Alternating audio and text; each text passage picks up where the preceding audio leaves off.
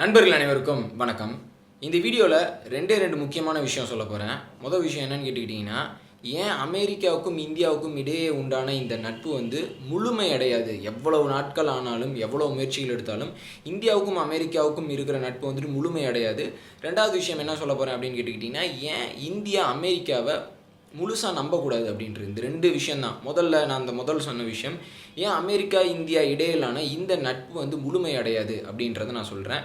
America India இடையிலான இந்த நட்பு கடந்த ஒரு 15-20 வருஷமாக தான் ரொம்ப ஒரு அசுர வளர்ச்சி அடைஞ்சிருக்கு அப்படின்னே சொல்லலாம். எந்த அளவுக்கு அசுர வளர்ச்சி அடைஞ்சிருக்கு அப்படின்னு பார்த்துக்கிட்டிங்கன்னா, முக்கியமான டிஃபென்ஸ் அக்ரிமெண்ட் கொம்காசா, இந்த டிஃபென்ஸ் அக்ரிமெண்ட் கையெழுத்திடுற அளவுக்கு இந்தியா அமெரிக்கா இடையிலான அந்த நட்பு கொஞ்சம் ரொம்ப ரொம்ப அடுத்த கட்டத்துக்கு போயிடுச்சு அப்படின்னே சொல்லலாம். 2000க்கு முன்னாடி வரைக்கும் இந்தியாட்ட அமெரிக்காவோட மேஜர் டிஃபென்ஸ் வெப்பன் எதுவுமே இல்லை. இன்றைக்கி இந்தியாவில் எல்லா டிவிஷன்ஸ்லையுமே, ஆர்மியாக இருக்கட்டும், நேவியாக இருக்கட்டும், ஏர்ஃபோர்ஸாக இருக்கட்டும், எல்லாத்துலேயுமே அமெரிக்காவோட இம்பார்ட்டண்ட் டிஃபென்ஸ் வெப்பன்ஸை இந்தியா கிட்டே இருக்குது. ஸோ இந்தளவுக்கு ஒரு அசுர வளர்ச்சி. உதாரணத்துக்கு சொல்லணுன்னா, நேரு அமெரிக்கா போனப்போ 3000 இந்தியர்கள் இருந்தாங்க. இந்திரா காந்தி போனப்போ 30,000 இந்தியர்கள் இருந்தாங்க. அப்புறம் ராஜீவ்காந்தி போனப்போ 3 லட்சம் இந்தியர்கள் இருந்தாங்க. இன்றைக்கி நரேந்திர மோடி அவர்கள் போயிருக்கிறப்போ 30 லட்சத்துக்கும் அதிகமான இந்தியர்கள் அங்கே இருக்கிறாங்க. ஸோ ஒரு சில காரணகட்டங்கள்னால இன்றைக்கி இந்தியா அமெரிக்கா நிறையா இடத்துல இணைந்து செயல்பட வேண்டிய விஷயம் இருக்குது. அதில் முக்கியமாக சைனாவை கண்டெயின் பண்ணுறது. ஸோ இந்த மாதிரியான காரணங்கள்.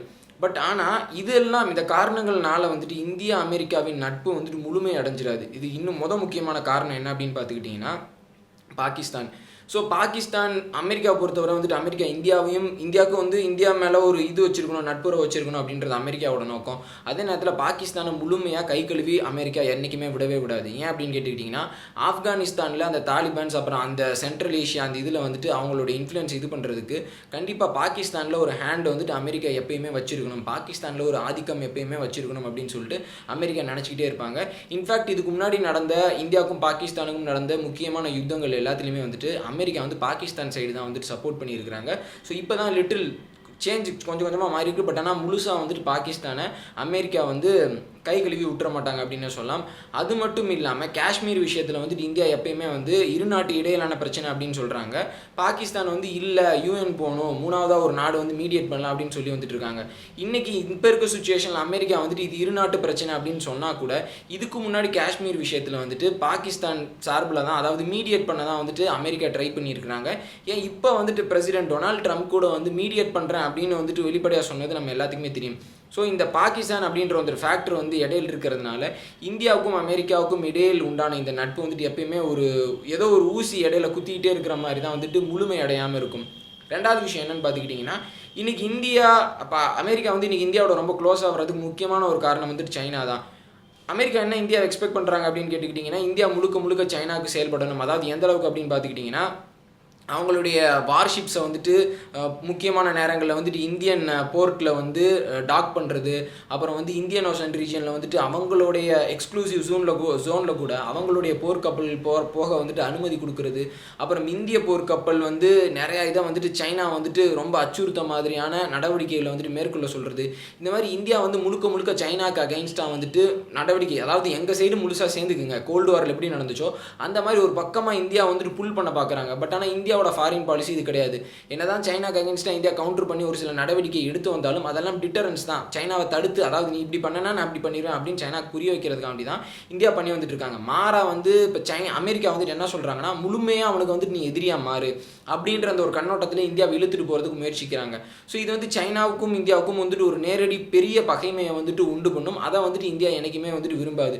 ஸோ இப்படி இந்தியா ஒரு நியூட்ரல் பொசிஷன், ஒரு பிளேஸ், ஒரு இடத்துல இல்லை நான் இங்கே நினைக்கிறேன், நீங்கள் வேணால் அவ்வளோ தூரம் போயிட்டு அடிச்சுட்டு அடிச்சுட்டு வாங்க அப்படின்னு இந்தியா சொல்கிற வரைக்கும் இன்னமும் அமெரிக்காவுக்கும் இந்தியாவுக்கும் இடையில் உள்ள இந்த விஷயம் முழுமை அடையாது. இது ரெண்டாவது விஷயம். முதல்ல பாகிஸ்தான், ரெண்டாவது சைனா. மூணாவது விஷயம் என்னன்னு பார்த்துக்கிட்டிங்கன்னா, இந்தியாவுக்கும் அமெரிக்காவுக்கும் இருக்கிற அந்த வர்த்தக உரசல்கள், அதாவது வர்த்தகம் ரீதியாக அமெரிக்காவுக்கும் இந்தியாவுக்குமே ஏகப்பட்ட பிரச்சனைகள் இருக்குது. குறிப்பாக இப்போ ரீசெண்டாக அமெரிக்கா ஒரு முக்கியமான ஒரு விஷயம் சொல்லியிருக்கிறாங்க. அதெல்லாம் வாயில் கூட அப்படி சொல்லக்கூடாது. என்ன சொல்லியிருக்காங்க அப்படின்னு பார்த்துக்கிட்டிங்கன்னா, இந்தியாவுக்கு கொடுத்துருக்கிற டெவலப்பிங் நேஷன் டேகை வேர்ல்டு ட்ரேட் ஆர்கனைசேஷன் எடுக்கணும்.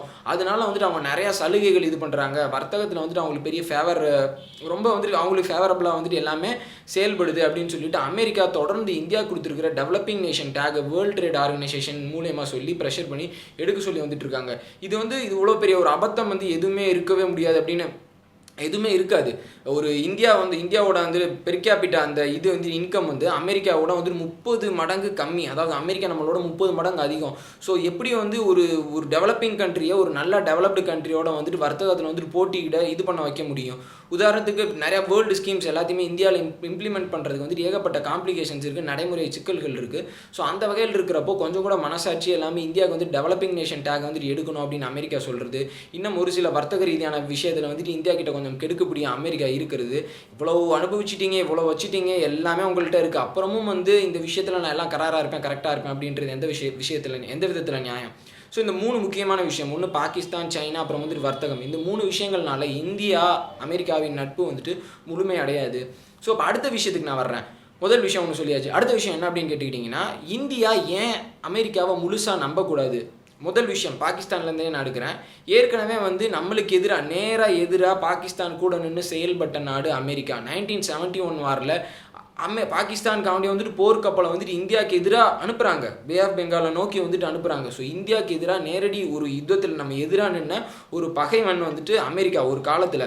ஸோ இப்போ வந்துட்டு ஒரு சில ஷார்ட் ஸ்பேனில் வந்துட்டு நம்ம நட்பு அதிகமாகிடுச்சு அப்படின்றதுக்காண்டி வந்துட்டு பழசை வந்துட்டு மறந்துடக்கூடாது. அது முதல் விஷயம். இன்னொன்று, அமெரிக்கா வந்து என்றைக்குமே சுயநலமாக என் கூட நீ நண்பனாக இருக்கியா, ஆனாலும் ஒரு சில கண்டிஷன், ஸோ அந்த கண்டிஷனை வச்சுட்டு தான் வந்துட்டு ஏகப்பட்ட விஷயங்கள் வந்துட்டு அவங்க செய்வாங்க. உதாரணத்துக்கு ஈரானுக்கும் இந்தியாவுக்கும் இடையில் அந்த எண்ணெய் வர்த்தகம் வந்து ரொம்ப சிறப்பாக செயல்பட்டு இருந்தது. ஆனால் நீ என்னோட நண்பனாக இருக்கிறேன்னா நீ அவனோட பிளாங்கெட் பேன், அதாவது நீ கொஞ்சம் கூட வாங்கிக்கலான்னு கிடையாது, முழுசாக வந்துட்டு நீ நிறுத்தணும் அப்படின்னு முறையற்ற கண்டிஷன்ஸை போடுறது அமெரிக்காவுடைய பழக்கம். ஸோ இது வந்து ரெண்டாவது விஷயம். மூணாவது விஷயம் என்னென்னு பார்த்துக்கிட்டிங்கன்னா, அமெரிக்கா இது வரைக்கும் அவங்கள நம்பி வந்தவங்க எல்லாத்தையுமே ஏமாற்றிட்டு போய் தான் பழக்கம். உதாரணத்துக்கு சோவியத் வாரில் வந்துட்டு தாலிபான்ஸை சப்போர்ட் பண்ணாங்க, வளர்த்து விட்டாங்க. இன்றைக்கி அவங்களுக்கு எதிராகவே சண்டை போட்டுட்டு பேச்சுவார்த்தை நடத்திக்கிட்டு இருக்கிறாங்க.